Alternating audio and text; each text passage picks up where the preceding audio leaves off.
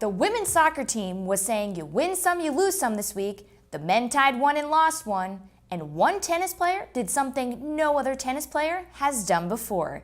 Keep it right here. This is this week's episode of Mick on the Mic.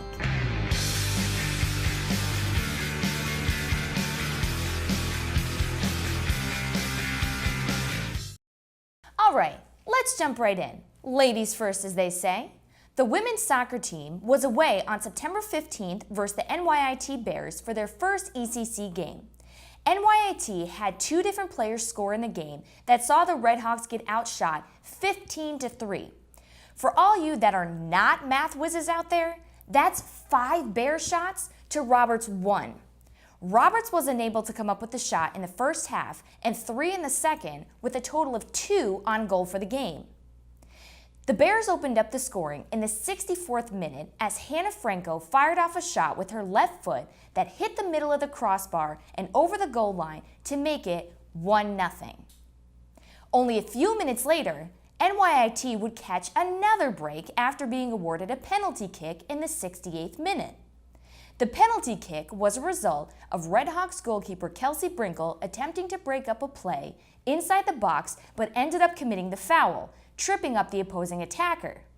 Defender Jess Hawley for the Bears would successfully score on her attempt, making the final scoreline 2-0. But the Redhawks did what any smart athlete would do and remembered what it felt like to lose and the sour taste it left in their mouth. Because they came out their next game on September 19th versus Lincoln University at home and they won 5-0. 5-0. You know what that means, right? They scored 5 goals. Have you ever been to a soccer game in your life and saw 5 goals scored? I know the 3 games I've been to in my entire life, I was happy when there was just 1 goal scored, just to see a little bit of excitement. But let's get back to the game. The Redhawks opened up the scoring in the 9th minute when junior Taylor Rutland fired a shot into the corner of the net off of a deflection. Tiffany Melendez had the assist. The next goal was in the 37th minute when midfielder Mackenzie Purcell used her incredible awareness to receive her own rebound off of the goalkeeper, placing the ball into the back of the net. The second half was all Roberts as the Redhawks continued their lead, scoring 3 more goals. The third goal of the game was scored in the 46th minute when sophomore Genevieve Palmer elusively wrapped around a defender inside the box, squeezing a shot on goal, making the scoreline 3-0. Junior Olivia Avery scored the 4th goal off of a laser attempt over the keeper's head from 25 yards out. The final goal of the game came from a pass from sophomore Ava Harrington that met the feet of Taylor Rutland. Rutland took a shot from the left side of the box and scored her second of the evening, making the final score 5-0. Congrats to the women on not only scoring 5 goals, but also posting a shutout. Now, over to the guys. The men's soccer team came to a 1-1 draw against NYIT in their East Coast Conference opener on Saturday after a suspenseful double overtime bout. After a goalless first half, the Bears opened the scoreline in the 49th minute when Burns Schuler managed to weave around defenders and squeeze a shot just past the Roberts goalkeeper into the lower left side of the net. Moments later, in the 57th minute, Roberts midfielder Terrell Spencer scored the equalizer when he went one-on-one with the opposing goalkeeper and fired the shot into the top left corner. The overtime periods proved to be a battle in both ends of the field as NYIT and Roberts fought every second to secure a victory.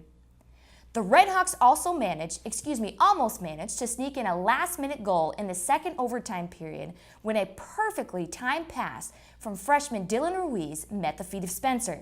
Spencer lined up a shot but was blocked by the NYIT goalkeeper, making its way to sophomore Tariq Michael. His shot on goal went wide as time expired. If only close counted. Now, we do have some honorable mentions this week. We want to say congratulations to Redhawks goalkeeper Ben Hastings for being Defensive Player of the Week. The senior recently made a total of 8 saves and only allowed 1 goal and 2 draws for the Redhawks last week against California University out of Pennsylvania and NYIT. Now, who says being defensive doesn't pay off? And a huge congratulations to Intabi Mogapodi from the women's tennis team for making it all the way to the finals of the ITA East Region Championships. That is the farthest any Red Hawk player has made it ever in the tournament in the history of the program. Nice job. We'll have more details coming your way on that next week.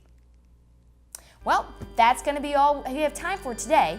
As always, feel free to stalk us on our Twitter and Facebook accounts and subscribe to us on our YouTube accounts under the name #MickontheMic.